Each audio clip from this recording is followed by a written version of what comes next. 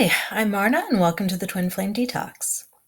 So, for a minute, I'd like to talk about narcissism and trauma bonding. Now, no one wants to believe that their twin flame did anything malignant in whatever transpired. However, there is a lot of overlap between narcissistic behavior and love bombing and trauma bonding and how the twin flame journey is often perceived. So we have to address it. Now, then, I am not saying all twin flame players have a narcissist in them. Far from it. What I am saying is it can happen. So, this is information that you should be aware of and be prepared to deal with if it is applicable to your case. So, a narcissist is someone who, for whatever reason, is damaged to the point where they feel they need constant validation from their person or persons, as the case may be. Part of narcissistic personality disorder is one person is never going to be enough. The validation from one partner becomes old, stagnant, doesn't give them the same charge that it used to. It doesn't make them feel as good as it used to. And when that happens, the narcissist will be compelled to find another victim. And yes, I am using the word victim deliberately. Narcissistic behavior is a choice made by someone who is suffering from a severe personality disorder.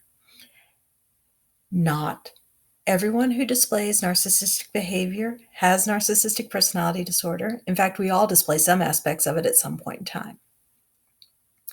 So the way a narcissistic bond is formed, the narcissist will find someone who is generally very empathic, very open, very warm, very accepting, and very supportive of their partners. The narcissist will then enter into a series of behaviors that are called love bombing. Love bombing is designed to make you feel like you've been swept off your feet. The narcissist will tell you that you are the perfect match for them. They will want the relationship to move forward at an incredibly fast rate. They will often move in with their victims within a matter of days or weeks. Narcissistic love bombing is very flattering when you're on the receiving end of it, to have a person who's telling you that you are absolutely perfect in every way.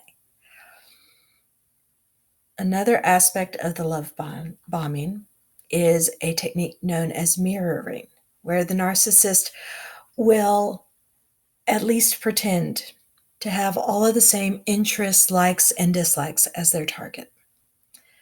All of this is designed to pull the victim in, to make the victim develop a very strong bond very quickly, and to keep them feeling safe and confident as that bond forms, so they don't start asking inconvenient questions.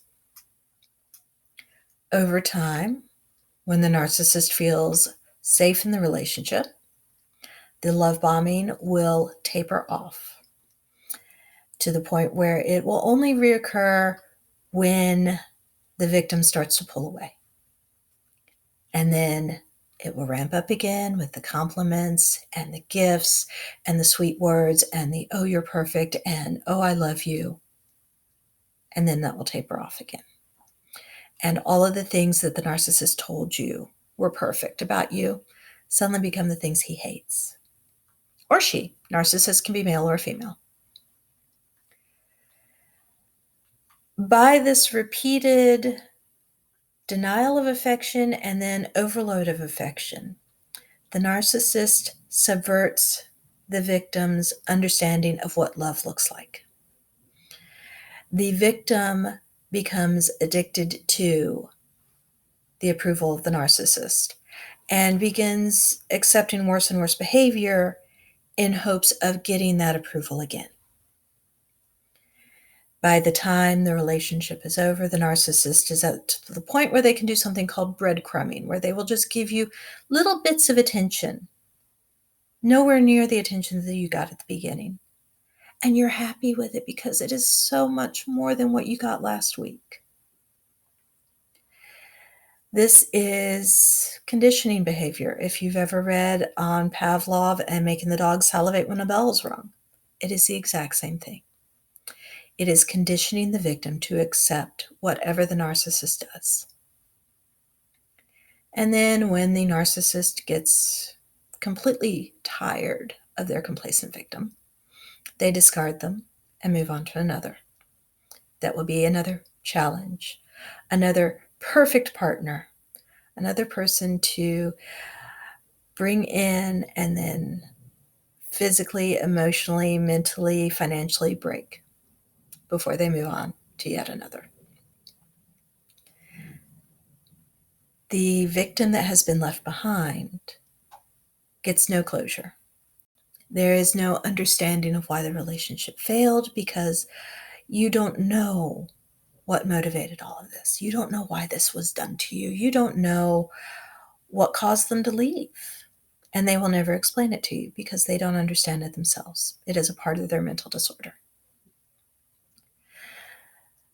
Quite often, narcissistic victims that have been left mistake this for the runner-chaser dynamic in twin flame relationships.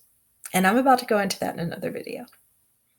However, in the box below, I have put some resources for recognizing and addressing trauma bonding. I would highly recommend anyone who believes themselves to be in a twin flame dynamic to read these resources and decide for yourself if this truly is a twin flame partnership or if you've just been played by a master. So thank you for joining me, and we will move on with the detox.